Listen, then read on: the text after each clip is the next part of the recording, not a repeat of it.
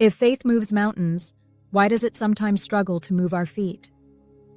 Hey friend, welcome to Words for Living, a daily Bible-based encouragement to help you walk with peace, purpose, and presence in God's love. Today we're in James 4:17, a short verse that opens a big door, knowing the right thing and actually doing it. Before we dive in, if these devotionals help you start your day with God, subscribe for daily devotionals and tap like so more people can find this message. All right, let's lean in. James 4:17, ESV. So whoever knows the right thing to do and fails to do it, for him it is sin. James gives sin a definition we can't sidestep. It isn't only the wrong we commit, it's also the good we clearly see and quietly refuse. That's sobering and freeing, because it moves the conversation from vague guilt to concrete choices. Most days, the right thing isn't mysterious. It's ordinary and immediate. Tell the truth, make the call, apologize first, return what isn't yours, offer help, set a healthy boundary, pray now, not later. Think of God's guidance like a green light at an intersection. Scripture is the traffic signal, steady, reliable, and public. The Holy Spirit is your attentive driver, personal, present, and precise. When the light turns green, keeping your foot on the brake may feel safe, but you won't reach the destination God designed for you. Obedience is pressing the accelerator, not reckless speeding, but a decisive move forward when God says, "Go." Why do we sit at green lights? Fear for one, fear of being misunderstood, rejected, or inconvenienced. Comfort too. We've arranged our days so tightly that mercy feels like a disruption. And then there's what sounds spiritual but isn't. I'm still praying about it, when God has already made the next step plain. Over time, delayed obedience dulls our spiritual senses.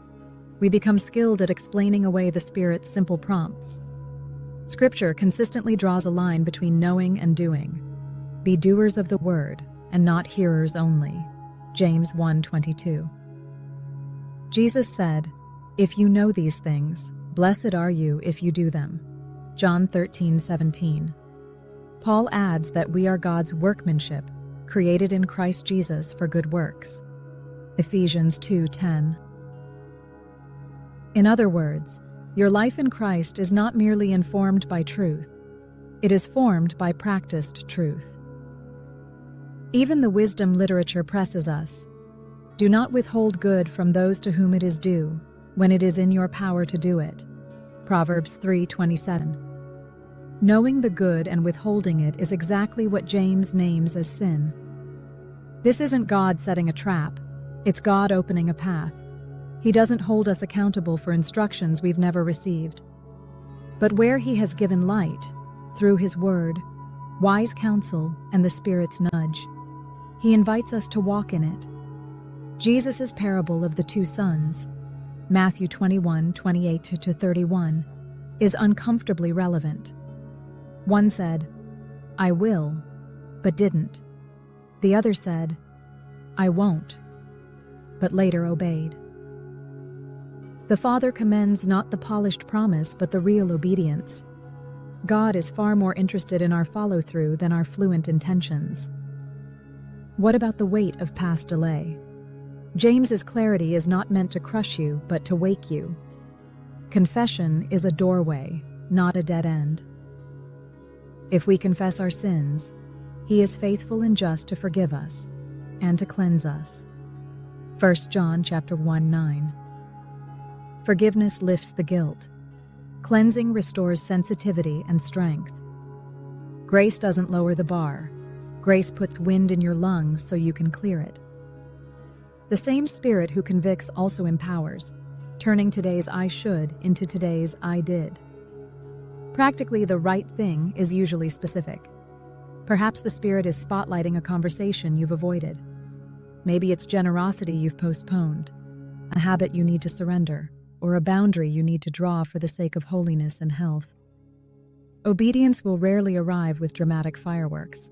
More often it looks like a quiet, sturdy yes, completed before your feelings catch up. And yet the fruit is anything but small.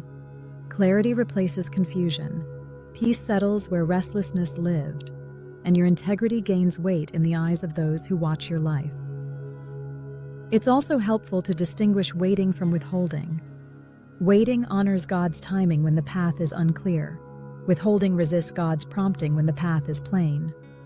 One posture says, "Speak, Lord, your servant is listening." 1 Samuel 3:9. The other says, "Not now, Lord, I'm busy." James 4:17 helps us tell the difference. If you already know the good, the faithful move is forward. So, pull up to today's intersection with open hands. Look for the green light God has already given. Ask for courage to press the pedal. Your destination is not perfection. It's a responsive, teachable heart that keeps in step with the Spirit, one obedient step at a time. And as you move, trust that the Father who calls you to the good will meet you in the good, supplying what you lack and shaping you into the likeness of His Son. Today, choose one clear act of obedience you've been delaying and name it plainly. Pray a simple prayer. Lord, give me courage to do the next right thing. Then put the action on your calendar within the next 24 hours. Gather whatever you need to follow through and remove obvious obstacles. If you hesitate or stumble, confess quickly, receive grace, and try again, replacing vague intentions with dated actions until obedience becomes your new reflex. Let's pray. Father, thank you for your clear word and your gentle spirit. I confess the places I've known the good and left it undone. Forgive me, cleanse my motives, and give me courage to take the next right step, promptly, humbly, and in love. Let my faith move my feet so I can walk in your peace and reflect your heart. In Jesus' name, amen. Thanks for spending these moments in the Word. If today's message helped you, subscribe to Words for Living for daily devotionals, like this video so others can find it, and share it with someone who needs a gentle nudge toward their next right step. See you tomorrow.